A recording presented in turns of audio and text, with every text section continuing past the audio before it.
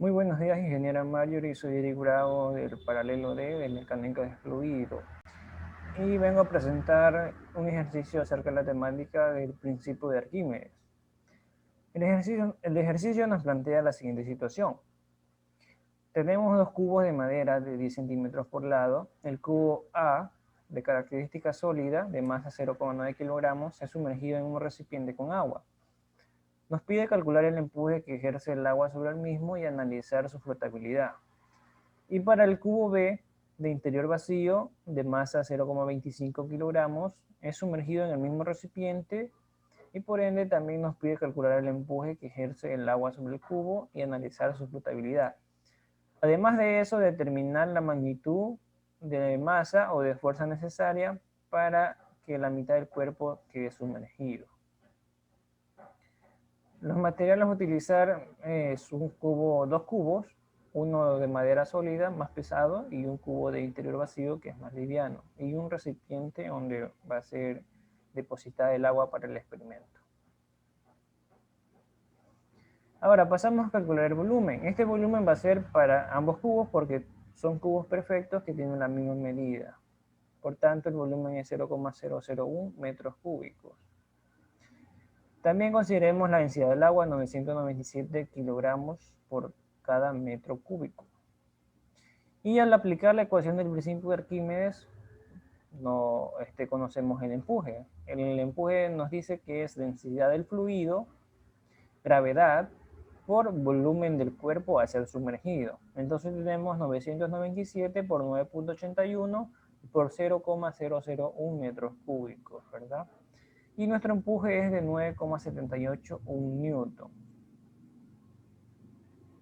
Esa es nuestra respuesta. Bien, ahora pasamos a llenar el recipiente con agua para posterior sumergir los cubos.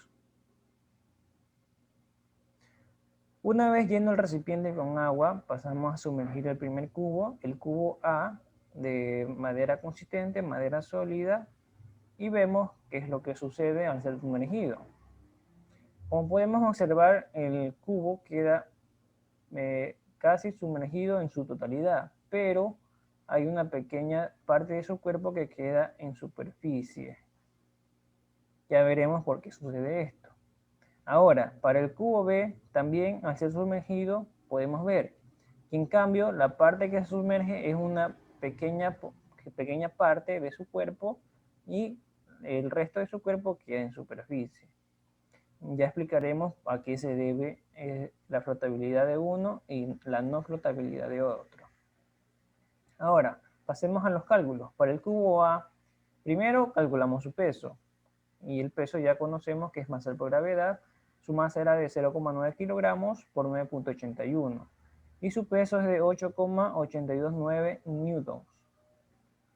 Bien, ahora, concluimos que el cubo posee menor peso, pero este peso es muy aproximado a la fuerza de empuje.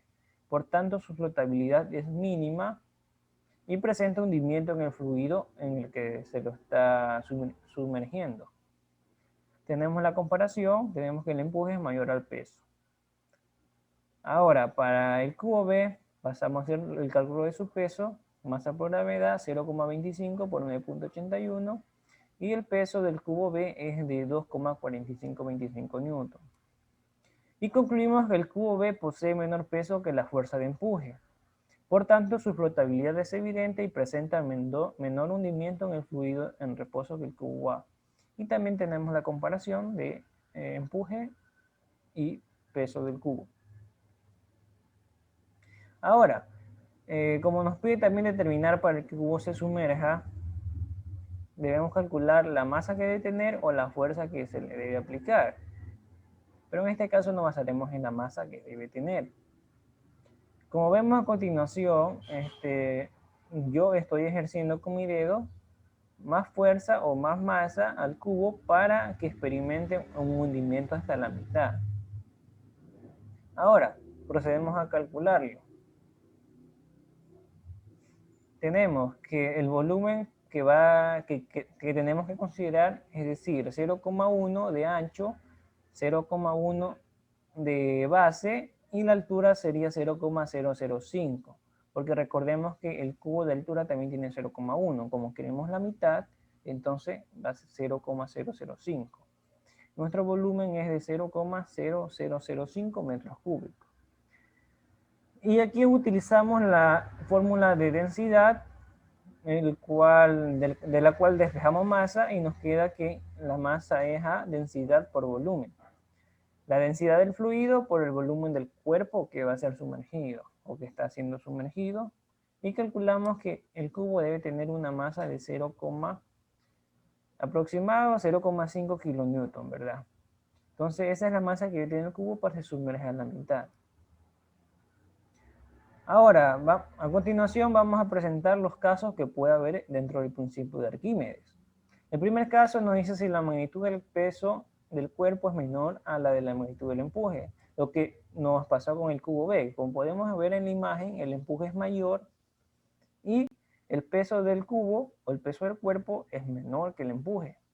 Entonces nos dice que cuando la magnitud del peso del cuerpo sea menor a la magnitud de empuje que recibe, este va a flotar porque desaloja la menor cantidad de líquido de su volumen.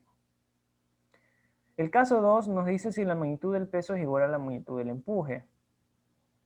Cuando la magnitud del peso del cuerpo sea igual a la magnitud del empuje que recibe, esto hará que el cuerpo permanezca en equilibrio, lo que hace alusión a tener un cuerpo sumergido dentro del líquido. Es decir, de esta forma, peso y empuje es igual.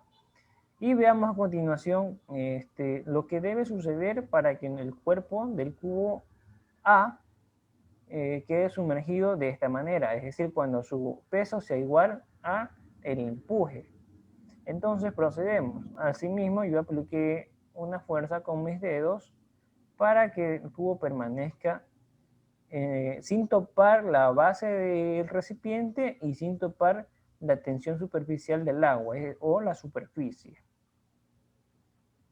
Y el tercer y último caso es que si la magnitud del cuerpo es mayor que la magnitud del empuje, tenemos dos características. La primera nos describe que la magnitud del peso del cuerpo es mayor a la magnitud de empuje y lógicamente al estar completamente sumergido, el cuerpo desalojará un volumen de líquido igual a su volumen. La otra característica nos dice que con esto podemos respondernos qué debe suceder para que un barco flote. Es decir, este debe desalojar un volumen de líquido cuyo peso sea igual al del barco. Y ahí tenemos que el caso 3 cuando la fuerza es mayor que el empuje. Y podemos respondernos aquí una incógnita y de por qué flotan los barcos. Es decir, que como ya nos explicó cada caso, usaremos el caso que dice que cuando el peso del cuerpo es menor al empuje que recibe, un barco va a flotar. Y también este principio nos ayuda mucho a calcular la capacidad de carga de un barco.